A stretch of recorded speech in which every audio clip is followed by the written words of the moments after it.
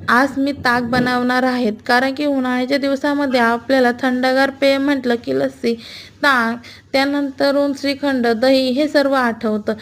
कारण बाहेरून आणायचं म्हटलं की आपल्याला त्या क्वालिटीवर विश्वास राहत नाही. घरच्यासारखी क्वालिटी बाहेर मिळत नाही. त्यामुळे मी इथे ताक बनवणार आहे. ताक बनवण्यासाठी 2 ते 3 चमचे दही घेतलं आहे व त्यानंतर जितकं दही तितके दुप्पट पाणी घेतलं आहे. ते 1 ते 2 मिनटं मिक्सरमध्ये फिरवून घ्यायचे. त्यानंतरून फिरवल्यानंतरून ते एका मोठ्या भांड्यामध्ये घ्यायचं.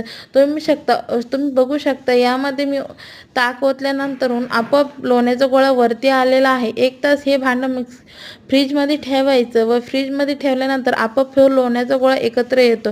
हे सर्व लोण्याचा गोळा काढून घ्यायचा व आपलं थंडगार ताक तयार होतं. तुम्ही बघू शकता लोण्याचा गोळ्याचा आपण तूप करू शकतो आणि हे थंडगार पेय आपण उन्हाळ्याच्या दिवसामध्ये पिऊ शकतो. यामध्ये तुम्ही जिरा पावडर, सैंधव, मीठ, कोथिंबीर, पुदिना टाकून मठ्ठा करून पिऊ शकता व तसेच ताक पिलं तरी आपल्या शरीरासाठी खूप लाभदायक असतं. धन्यवाद.